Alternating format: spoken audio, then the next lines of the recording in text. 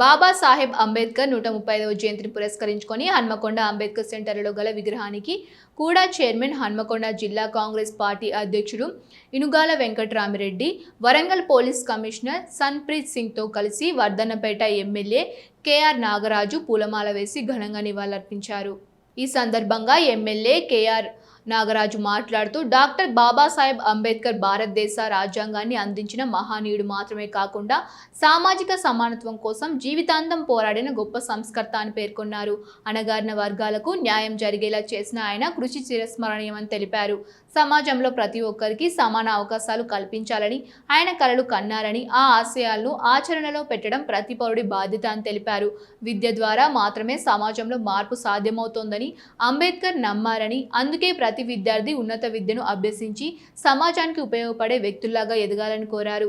యువత అంబేద్కర్ బాటలో నడుస్తూ సామాజిక బాధ్యతతో ముందుకు సాగాలని తెలిపారు.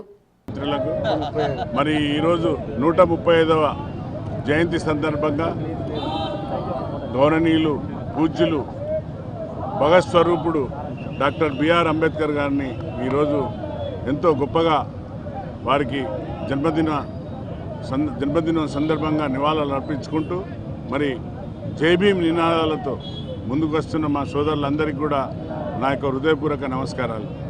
మరి డాక్టర్ బిఆర్ అంబేద్కర్ అంటే మనందరికీ తెలుసు, మన రాజ్యాంగ రూపశిల్పి, అందరికీ సమాన హక్కులు కల్పించిన గొప్ప మహానుభావుడు. మరి నిండు సభలో వారిని అవమానించడం జరిగింది. అమిత్ షా గారు నిండు సభలో మాట్లాడుతూ अंबेडकर अंबेडकर अंबेडकर फैशन हो गया भाई, ये क्या हो गया, अगर आप राम राम बोलने से आपको स्वर्ग मिल जाएगा అని కామెంట్ చేసిన మూర్ఖుడు. మరి అంబేద్కర్ గారి యొక్క విలువలతోనే కదా నువ్వు ఆ చట్టసభల్లోకి వచ్చినావు, వారు ఇచ్చిన రాజ్యాంగ హక్కు వల్లనే కదా నువ్వు ఆ చట్టసభల్లోకి వచ్చినావు. ఆ మూర్ఖునికి తెలియకుండా పోయింది. కాబట్టి మరి అంబేద్కర్ గారు ఇచ్చిన ఫలాలను ప్రతి పౌరుడికి అందేలాగా మరి మనమెంతో మనకంత హక్కు అనే నినాదంతో రాహుల్ గాంధీ గారి కన్యాకుమారి నుండి కశ్మీర్ వరకు పాదయాత్ర చేస్తూ రాజ్యాంగాన్ని పరిరక్షించాలి, రాజ్యాంగాన్ని కాపాడాలి, లేకుంటే ఈ రాజ్యాంగాన్ని తూట్లు పొడిచే విధంగా రాబోయే కాలాలు కనబడుతున్నాయి. కాబట్టి ఈ యొక్క రాజ్యాంగాన్ని పరిరక్షించవలసిన బాధ్యత ప్రతి ఒక్క పౌరుడిదని గుర్తు చేసే విధంగా కన్యాకుమారి నుండి కశ్మీర్ వరకు పాదయాత్ర చేసిన గొప్ప మహానుభావుడు రాహుల్ గాంధీ. వారికి మా అందరి తరఫున ఈరోజు హృదయపూర్వక ధన్యవాదాలు చెప్తున్నాం. ఎందుకంటే ప్రతి పౌరుణ్ణి ఈరోజు మేల్కొల్పిన వ్యక్తి రాహుల్ గాంధీ. మరి సమానత్వం కోసం కొట్లాడి దళితుల బడుగు బలహీనల కోసం కొట్లాడిన మహనీయుడు. మరి అందరికీ సమాన హక్కులు ఇచ్చిండు. కానీ దురదృష్టం ఏంటంటే ఇంకా అంబేద్కర్ గారు మాల మాదిగలకే అంకితమైంది. కాబట్టి దయచేసి సోదరులారా, అంబేద్కర్ అంటే అందరు వాడు. మరి అందరూ కూడా తప్పనిసరిగా ఈరోజు మన యొక్క రాజ్యాంగాన్ని తూట్లు విధంగా కొన్ని మతాలను అడ్డుపెట్టుకొని మతాలకు తూట్లు పుడిసే విధంగా మరి దళిత క్రిస్టియన్లు దళితులాగా మారితే వారికి దళితుల యొక్క హక్కు కోల్పోతామని సుప్రీంకోర్టు జడ్జిమెంట్ ఇవ్వడం చాలా బాధాకరం. దానిపైన తప్పనిసరిగా ఏదైతే నియమాలు ఉన్నాయో, ఏదైతే లా పరంగా ఏమైతే అవి ఉన్నాయో వాటిని తప్పనిసరిగా ముందు తీసుకొని వాటిపైన కొట్లాడతామని మరి సంఘాలన్నీ కూడా ఐక్యమై ఈ యొక్క జడ్జిమెంట్ పైన మనం న్యాయపరమైన విషయాలను తీసుకొని ముందుకు వెళ్సిన బాధ్యత ఈరోజు మనందరినీ గుర్తు చేస్తుంది. కాబట్టి ప్రజలారా అందరూ కూడా తెలంగాణలో ఉన్న పోరాటం అంటేనే తెలంగాణకు ఒక పోరాట గడ్డ. మరి కాబట్టి దళితులందరూ ఐక్యమై తప్పనిసరిగా న్యాయ పోరాటం చేయవలసిన బాధ్యత మన పైన ఉంది. మరి ఈ యొక్క మనువాదాన్ని తీసుకొచ్చిన వారిపైన కూడా మనం ప్రత్యేకమైన దృష్టి సారించవలసిన అవసరం ఉంది. కాబట్టి మరి అందరినీ కూడా సమీకరించు, బోధించు, పోరాడిన సూత్రంతో ముందుకెళ్దామని ఈరోజు అంబేద్కర్ గారి జయంతి ఆశయాలు కాదు, వారి ఆశయాలు ఈరోజు దండలేసి జై భీమ్ అని పోవడం కాదు. ఆ ఆశయాలను కొంచెమన్నా మనం ముందు తీసుకెళ్తేనే మనం దానికి పరిపక్వం ఉంటుందని మీడియా ద్వారా తెలుపుతూ ఈ సమయం ఇచ్చిన మీ అందరికీ కూడా హృదయపూర్వక ధన్యవాదాలు. ఈరోజు సాయంత్రం 4 గంటలకు కాకతీయ యూనివర్సిటీ ఏదైతే SGLC ఉందో ఆ క్యాంపస్లో ప్రతి సంవత్సరం చేస్తున్నాం విజ్ఞాన పాదయాత్ర, విజ్ఞాన జ్యోతి పాదయాత్ర, వాక్ ఫర్ ఈక్వాలిటీ.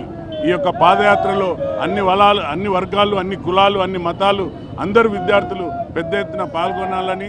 మరి ఇది 4వ సంవత్సరం. 3 సంవత్సరాలు మనం ఎంజిఎం నుండి చేసినాం. ఈసారి ఎండలు తీవ్రత ఉన్నందున విశ్వవిద్యాలయం నుండి మొదలు పెడుతున్నాం కాబట్టి తప్పనిసరిగా మీరందరూ కూడా పెద్ద ఎత్తున భాగస్వాములు కావాలని, అలాగే మధ్యాహ్నం దళితుల వాడలో సమపక్తి భోజనాలు ఉన్నాయి, వాటిలో కూడా పార్టిసిపేట్ చేయాలని పెంబర్తి గ్రామంలో ఉన్నది కాబట్టి దాంట్లో కూడా పెద్ద ఎత్తున పాల్గొనాలని కోరుకుంటూ జై భీమ్. జయంతి సందర్భంగా ముందుగా అందరికీ ప్రజలకి కూడా శుభాకాంక్షలు తెలుపుతున్నాను. బాబాసాహెబ్ అంబేద్కర్ మన భారత రాజ్యాంగ కాన్స్టిట్యూషన్కి ముఖ్య నిర్మాతగా ఉన్నారు. ఇలాగ అంతా మనకి ఇది ప్రోగ్రెసివ్ కాన్స్టిట్యూషన్ అనేది నిర్మించడానికి చాలా కీలకమైన పాత్ర ఆయన నిర్వహించారు. మనం ఇప్పుడు మొత్తం ప్రపంచం పరంగా కూడా చూసుకోవచ్చు, మన భారతదేశం డెమోక్రసీ ఎంత ముందుగా ఫార్వర్డ్గా పోతుంది. దానిలో మనకి కాన్స్టిట్యూషన్లో ఇచ్చినది హక్కులు, అట్లాగే మన మీద పెట్టిన డ్యూటీస్ అవన్నీ కూడా మోస్ట్ ప్రోగ్రెసివ్ ఉన్నాయి మొత్తం ప్రపంచంలోనే పోలిస్తే. సో ఇది దీంట్లో చాలా పెద్ద కాంట్రిబ్యూషన్ డాక్టర్ బాబాసాహెబ్ అంబేద్కర్ చేసి. సో ఆయన జయంతి సందర్భంగా అట్లాగే అదర్వైజ్ మన గవర్నమెంట్ ద్వారా అది స్టార్ట్ చేసిన రైవ్ అట్లాగే మన గవర్నమెంట్ ద్వారా స్టార్ట్ చేసిన 99 రోజు ప్రోగ్రామ్ ప్రజాపాలన ప్రగతి ప్రణాళిక, దాంట్లో భాగంగా అది 1 వీక్ కోసమే అది అరైవ్ లైవ్ని కూడా అది దీంట్లో ఇంక్లూడ్ చేయడం జరిగింది. సో అరైవ్ లైవ్ అనేది ముఖ్యంగా అర్థం ఏముంది అంటే ఇంటి నుంచి బయలుదేరిన తర్వాత క్షేమంగా ఇంటికి చేరుకోవాలి. అట్లే మనకు రోడ్ల యాక్సిడెంట్లు చాలా వరకు కూడా రోడ్ల మీద జరుగుతుంటాయి, చాలామంది వాళ్ళ ప్రాణాలను కోల్పోతున్నారు. మరి ప్రాణాలని రక్షించడానికి అట్లాగే ఎట్టి పరిస్థితుల్లో యాక్సిడెంట్లు జరగకుండా చూసుకోవడానికి ఇది అరైవ్ లైవ్ అనేది ప్రోగ్రామ్ అనేది స్టార్ట్ చేయడం జరిగింది. ఇప్పుడు అది 4వ దశలో నడుస్తుంది. జనవరి నెలలో మన గౌరవ సీఎం గారు ఇది ప్రోగ్రామ్ని ఇనాగ్రేట్ చేశారు. అట్లాగే మన రాష్ట్ర డీజీపీ గారు ఇది ఇనిషియేటివ్ ద్వారా ఇది ప్రోగ్రామ్ అంతా కూడా నడుస్తుంది. సో దీంట్లో బేసికలీ మనం ముఖ్యంగా డిఫెన్సివ్ డ్రైవింగ్ మీద ఫోకస్ పెడతా ఉంటాము. ఏంటంటే రోడ్ల మీద వెళ్ళేటప్పుడు, వెహికల్ నడిపేటప్పుడు, వెహికల్ మీద వెళ్ళేటప్పుడు మన లైఫ్ని సేవ్ చేసుకోవాలి, అట్లాగే వేరే వాళ్ళు ఎవరైతే ఉన్నారో వాళ్ళ లైఫ్లని వాళ్ళ జీవితాలని కూడా మనం రక్షించుకోవాలి. సో బేసిక్ జాగ్రత్తలు, ఫర్ ఎగ్జాంపుల్ అది హెల్మెట్ ధరించడం, సీట్ బెల్ట్ వేసుకోవడం, స్పీడ్ లిమిట్లోని పెట్టుకోవడం, అట్లాగే రాంగ్ సైడ్ నుంచి ఓవర్టేకింగ్ చేయకపోవడం, అట్లాగే వేరే ట్రాఫిక్ నిబంధనలు ఏదైతే ఉన్నాయో అవన్నీ కూడా ఖచ్చితంగా పాటించడం, దాన్ని డ్రంక్ డ్రైవింగ్ ఎట్టి పరిస్థితులు కూడా చేయకూడదు, దాన్ని ఓవర్లోడింగ్ వెహికల్ని అది కూడా చేయకూడదు. ఇవన్నీ బేసిక్ జాగ్రత్తలు మనందరూ కూడా ఇంప్లిమెంట్ చేస్తే ఇది ఖచ్చితంగా అది ప్రోగ్రామ్ అంతా కూడా అది సక్సెస్ఫుల్ అవుతుంది. సో దీంట్లో మన అందరిది కూడా రెస్పాన్సిబిలిటీ ఉంది, కేవలం పోలీస్ది కానీ గవర్నమెంట్ది కానీ నేతాలది కానీ అట్లా కాదు, అందరిది కూడా ఆల్ సిటిజన్స్ది కూడా దీంట్లో రెస్పాన్సిబిలిటీ ఉంది. అందరూ కూడా దీంట్లో పార్టిసిపేట్ చేస్తేనే, కాంట్రిబ్యూట్ చేస్తేనే ఇది ప్రోగ్రామ్ టోటల్ సక్సెస్ఫుల్ అవుతుంది. అట్లా మనం అందరూ కూడా అది మన రోడ్ల మీద అది జీవితాలని రక్షించుకోవడానికి అందరూ కూడా అది మనం కాంట్రిబ్యూషన్ చేయగలుగుతాము. మనం ఒక్క జీవితం కూడా రక్షిస్తే అదే చాలా పెద్ద కాంట్రిబ్యూషన్ ఉంటుంది. అదే నా కోరిక. మళ్ళీ చివరికి మీరు అందరికీ కూడా బాబాసాహెబ్ అంబేద్కర్ జయంతి సందర్భంగా అందరికీ కూడా శుభాకాంక్షలు మళ్ళీ కూడా థ్యాంక్ యూ. 1 వీక్ ప్రోగ్రాంలో నిన్న ఇది పెద్ద గ్రాండ్ లెవెల్లోనే ఇనాగరేషన్ ఇక్కడ చేయడం జరిగింది. సో దాంట్లో బేసికల్గా అది దాదాపు 1000 వరకు మెంబర్స్ దాంట్లో పార్టిసిపేట్ అయ్యారు. అందులో గ్రామ సర్పంచ్లు, అట్లాగే కార్పొరేటర్లు, దాని స్కూల్ పిల్లలు, కాలేజ్ పిల్లలు వాళ్ళందరూ కూడా పార్టిసిపేట్ అయ్యారు. సో వేరే రకంగా వాళ్ళకి రోడ్ యాక్సిడెంట్ సంబంధించి, రోడ్ భద్రత సంబంధించి అవగాహన అది కల్పించడం జరిగింది. సో దాంతోపాటుగా అన్ని గ్రామాల్లోని కూడా గ్రామ సభలు పెట్టుకొని అక్కడ ఒకటి తీర్మానం తీసుకోవడం జరుగుతుంది, నో హెల్మెట్ నో ఎంట్రీ అని.